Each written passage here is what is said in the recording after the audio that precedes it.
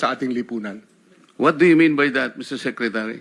Kasi wala nga sa batas yung ano, Wala yung, nga sa batas. yung Then, ano requirements ilalagay mo sa batas? for admission to the witness protection. Ang restitution is not part of it.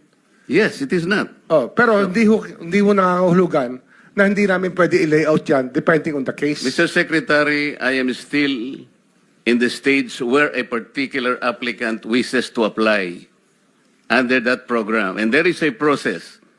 In the process, restitution is not one of the requisites. Is that correct?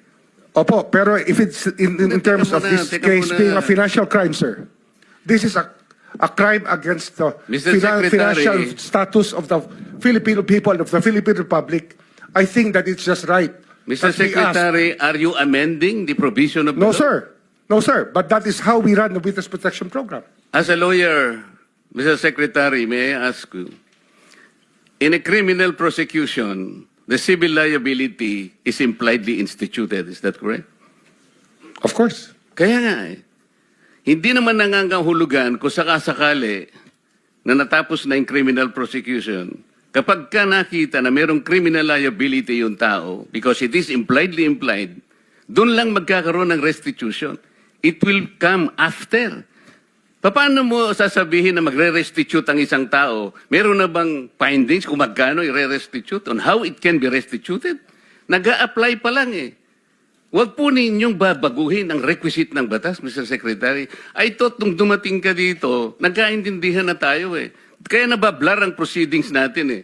Kaya nga kinote ni, siguro, ang chairman kanina gusto kong ituloy ito. Sinabi niya, nagpa-interview siya, na goodwill and sincerity should be done para i-test.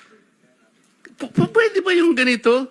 I respect your opinion, sir. But It that's is not how, my opinion, it is in the law, Mr. Secretary. Yes, sir. Yes, sir. But I am At operating. the arbiter Sir, is can I the speak, law. sir? May I speak, sir? Yes, you I'm are operating from the Senator Marcoleta, from the kindly allow vantage the point of the results, reason behind the law, sir.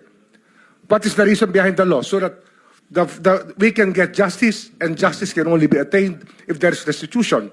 So that is the principle behind all of these things that we are talking about now.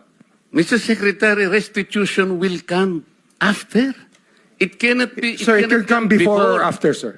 It can come before or You after. cite the law that it come before. Wala nga po sa batas eh.